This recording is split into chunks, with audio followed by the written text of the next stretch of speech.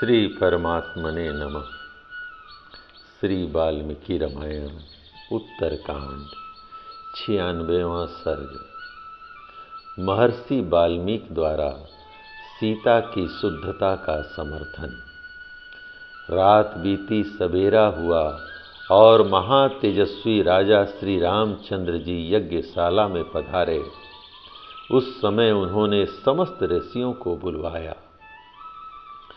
वशिष्ठ, वामदेव, जाबली, काश्यप, विश्वामित्र, दीर्घतमा, महातपस्वी दुर्वासा, पुलस्त्य, शक्ति, भार्गव, वामन, दीर्घजीवी मार्कंडेय, महायशस्वी मोदल्य, गर्ग, च्यवन, धर्मज्ञ शतानंद, तेजस्वी भरद्वाज, अग्निपुत्र सुप्रभ, नारद, पर्वत, महायशस्वी गौतम, कात्यायन, सुयज्ञ और तपोनिधि अगस्त, ये तथा दूसरे कठोर व्रत का पालन करने वाले सभी बहुसंख्यक महर्षि कौतूहल बस वहाँ एकत्र हुए।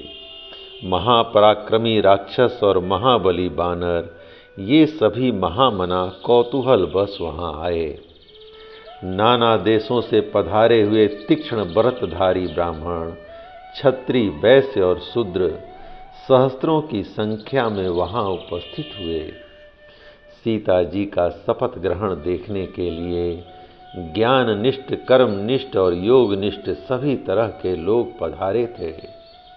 राजसभा में एकत्र हुए सब लोग पत्थर की भांति निश्चल होकर बैठे हैं। यह सुनकर मुनिवर वाल्मीकि सीता जी को साथ ले तुरंत वहां आए। महर्षि के पीछे सीता सिर झुकाए चली आ रही थीं। उनके दोनों हाथ जुड़े थे और नेत्रों से आंसू झर रहे थे। वे अपने हृदय मंदिर में बैठे हुए श्री राम का चिंतन कर रही थीं। वाल्मीकि के पीछे पीछे आती हुई सीता ब्रह्मा जी का अनुसरण करने वाली श्रुति के समान जान पड़ती थीं। उन्हें देखकर वहां धन्य धन्य की भारी आवाज गूंज उठी। उस समय समस्त दर्शकों का हृदय दुख देने वाले महान शोक से व्याकुल था। उन सब का कोलाहल सब ओर व्याप्त हो गया। कोई कहते थे, श्री राम तुम धन्य हो। दूसरे कहते थे, देवी सीते तुम धन्य हो। तथा वहां कुछ अन्य दर्शक ऐसे भी थे जो सीता और राम दोनों को उच्च स्वर से साधुवाद दे रहे थे। तब उस जन समुदाय के बीच में सीता सहित प्रवेश करके मुनिवर वाल्मीकि श्री रघुनाथ जी से इस प्रकार बोले। दशरथ नंदन, यह सीता उत्तम व्रत का पालन करने वाली और धर्मपरायणा है। आपने लोकोपवास से डरकर इसे मेरे आश्रम के समीप त्याग दिया था। महान व्रतधारी श्री राम लोक अपवास से डरे हुए आपको सीता अपनी शुद्धता का विश्वास दिलाएगी। इसके लिए आप इसे आज्ञा दें। ये दोनों कुमार कुश और लव जानकी के गर्भ से जुड़वे पैदा हुए हैं। ये आपके ही पुत्र हैं और आपके ही समान दुर्धर्ष वीर हैं। यह मैं आपको सच्ची बात बता रहा हूँ। रघुकुल नंदन, मैं वरुण का 10वां पुत्र हूँ। मेरे मुंह से कभी झूठी बात निकली हो, इसकी याद मुझे नहीं है।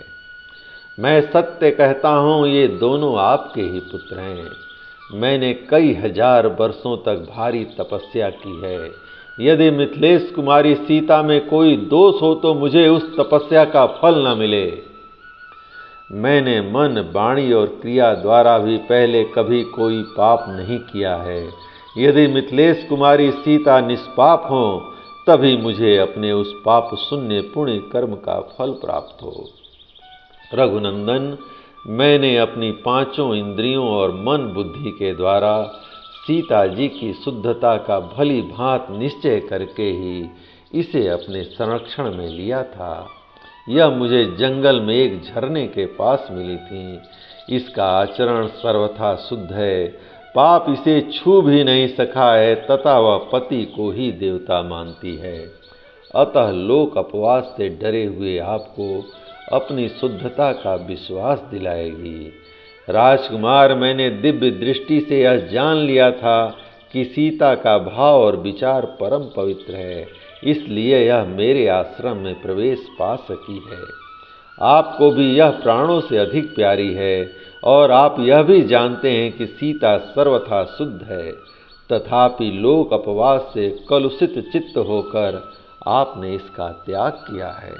जय राम जी की। इस प्रकार श्री वाल्मीकि निर्मित आर्ष रामायण आदि काव्य के उत्तर कांड का 96वां सर्ग प्रभु श्री राम की कृपा से पूर्ण हुआ। जय राम जी की।